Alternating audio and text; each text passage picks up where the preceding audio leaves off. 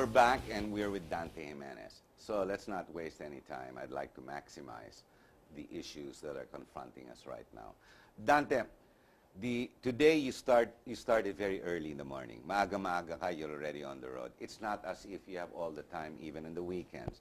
So it seems your work, your advocacy, your heart takes you in many different places. You seem to verify kung totoo talaga, this murder here, this violation there. And as of just last night, we're back to hazing. Ako, I can't figure out even, I thought at first, fraternity. When you say fraternity, legal, di ba? Yung mga law students na naman. And then I thought to myself, at Facebook yan eh, sabi ko, I believe, when you use the Brad system, di ba? Mga panyero, panyera, di ba? When you use the Brad system, yung kabrad-brad, when you are in fraternities, after the college, after the university life, this is influence peddling. Correct me if I'm wrong. The different groups, just because Brad mo yung judge, Brad mo yung prosecutor, Brad mo si solicitor general, isn't that illegal? That's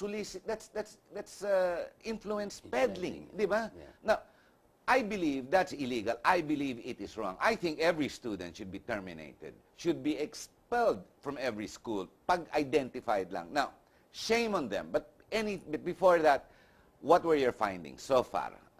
Well, first of all, I visited the family, and my heart bleeds for them, you know. Yeah, and I consoled them and gave them the VACC sympathy, yes. And I offered them the services of VACC because it so happened that the father, Aurelio, is a business friend of ours. Ah, okay. Okay, so that makes it talagang so kaibigan easy. mo at least. Yeah, it makes it so easy to network with them or to extend to them our condolence. But anyway, they're still frightened. Who could not be shocked with this situation? Nakita mo lang yung anak mo kahapon. Kinabukasan ng umaga, patay. Oo. You could just imagine the pain that this family are experiencing. That's why I told the media, please give them time. So I reached out on them. That is very important for victims like us. If I have to cry, I will cry. Yeah, let it be. Let it come out. The father, Aurelio, they call him, and I call him tomboy, something like that. So he said that they're still under the state of shock. It is. They're still under the state of shock. This guy, his son, they did not tell him that he's going to join a fraternity. In fact, the witness, the survivor, it is one of the survivors said, the group wants to retreat already from that fraternity. They want out. They want out. But this fraternity member said, if you will leave this fraternity, you'll die. You'll kill you. Look at that. Loko. Tinakpan ng mata, pinringan ng mata, Pinalo they ng gusto covered sigurado their yan. faces, and dinala sa isang hazing area. And what happened? They threatened them with death. What do you call that? That's murder. That's murder. It's a heinous crime, very clearly. So I told the father, what do you like for your son? They want justice. How do you get justice in a country where the judicial system takes 100 years for any resolution? That's why, look at the Lenny Villa case. Isa pa yun, tapos na ba yun? It 2 decades. There was already a decision, but unfortunately, the culprits are still out. Okay? There, you will see there some cases lately that I forgot the name, whose decision was just recently out. 20 years na. There is no justice if it takes that long. Correct. Di ba? Justice delayed is justice denied. What is VACC? How do you address that? I know it frustrates you. And yet, more and more victims rather than successes and finding out, di ba? It's the other way around, lopsided and successes. In spite of all your efforts, and you're not lacking media. You're in the front page, mind you, of not just one, but most newspapers, even in the news, on media, TV media and radio. Now, why is it kayang-kaya ng taong bayan na wala nangyayari and we're not acting? Kasi you are frustrated. What will VACC do? What else can you do? You can't do anything else na, no? Wala na. Well, of course, we rely so much on the system. Okay? That's what's frustrating. But what do you do if the system you know does not work? The judicial system does not work. That's why we say that it's time to arm yourself to the tooth, and protect your family from all these killers, from all these robbers who are staging every day akyat bahay. This is so riding common. in tandem, di ba? Riding in tandem has been perfected during the 2010 when the new administration came in. Why? Because there's no death penalty anymore. Unfortunately, you know. And so you have this method of killing used by guns for hire, and so every day there's killing. If there's 365 days a year, there is times 2 or times 3 more killings, Filipinos being killed every day. You could just imagine. So we are 7,100 islands. If only we are a continuous area, a land that is Dikit-dikit. one lump area. My God, there will be already a revolution, a civil war. You think that's the reason why kalat-kalat tayo? The reason why maybe God gave us 7,100 islands so that To keep us more passive, to keep us indolent. to keep us so patient. Ayan, that's the...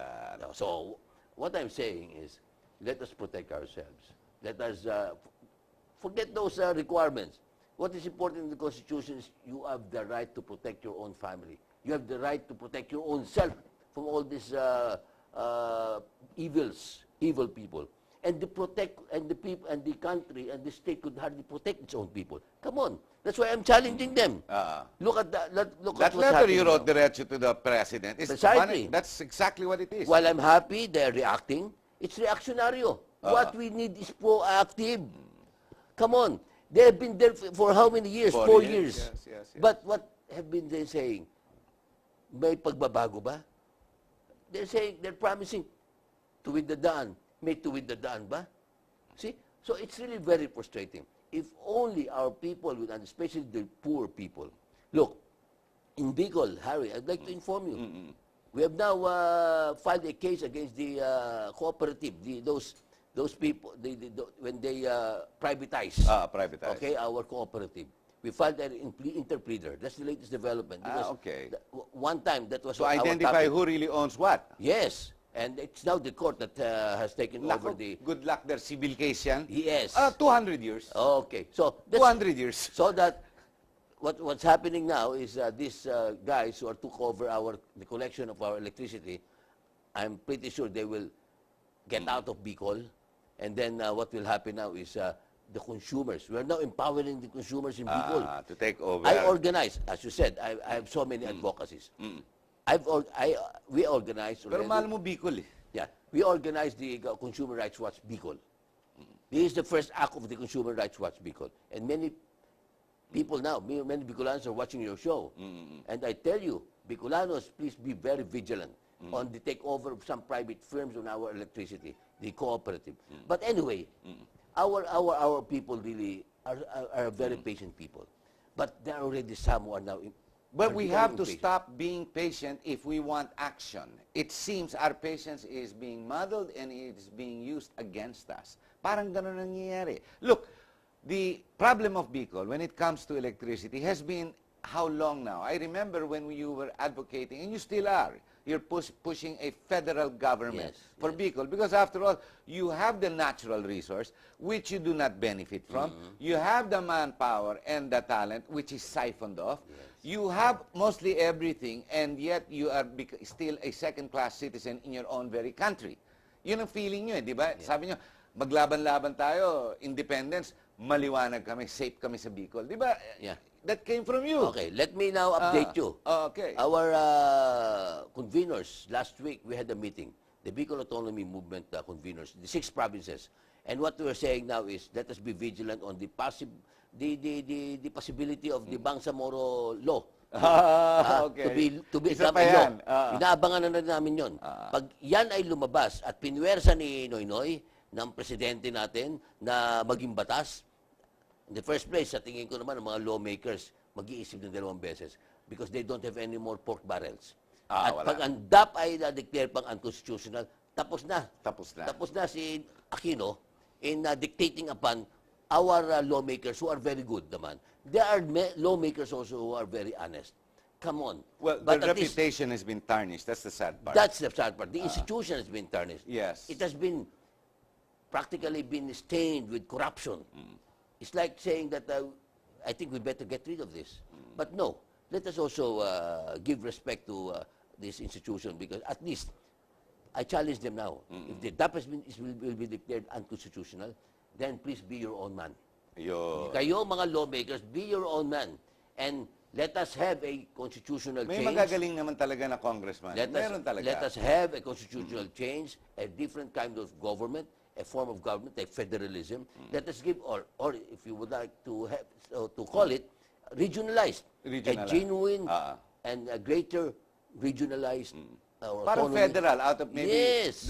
so many regions, kanya-kanya. Kanya-kanya. So let them have most and let them taste their successes. Correct. Kung ano meron doon. That is why we're waiting for this. Ang kaya Bicol Autonomy now will wait. Pag yan ay sinabi ng mga lawmakers na batas na yan, papasok na kami. On what condition, on what Good idea. provisions of the Constitution? Equal treatment of all Filipino people. We have to be treated equally. But if this government will still, insist that there should only be one Bangsamoro or this Cordillera. Actually, the Cordillera administration is no more. It's gone. Gone, yes. If you will give special treatment to them, I'm sorry, Bicolanos might change his attitude towards a peaceful reform. You know what? Bicolanos now are becoming restless. You see a lot of, I'm not endorsing the various But enough is ambushes, enough. ambushes that are going on Enough from is the enough. hinterlands. But please, it's too much to bear. Ladies and gentlemen, these issues are real. Now, we're going to have to end the show, but very quickly, 2 other points that I want to bring out before we close. Today marks the day for the final failure of what you call the CARP, or before that, the Agrarian Land Reform. The failure is highlighted. We celebrate this. We call this Hacienda Luisita, because more than so many millions of land stays in the private sector. We call them today's aristocrats, who mutated from being dynasties first, who became oligarchies, and now they're called aristocrats. You know, when something stinks, when you hide it, even if you refrigerate it, it will continue to stink. And one last form. Is the government, is DELES, OPAP, are they promoting, are they pushing, are they using their peddling influence for Noynoy to get the, what do you call that, the Swedish award? Nobel Prize. Nobel Peace Prize? Come on, this is not a comedy show. Country management is real. It's serious. We're talking about food, sustenance, life. We're talking about keeping people alive, not killing them. A Nobel Prize? No comment. Thank you very much, Dante. Thank you very much, Harry. Thank you. I'm sorry we had to cut the show because